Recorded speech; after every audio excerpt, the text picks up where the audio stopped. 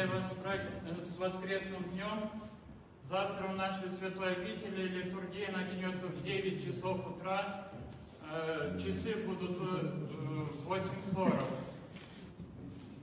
Исповедь будет в 8:15. Литургия пройдет, потом будет вечерняя и великое освящение воды. С праздником вас!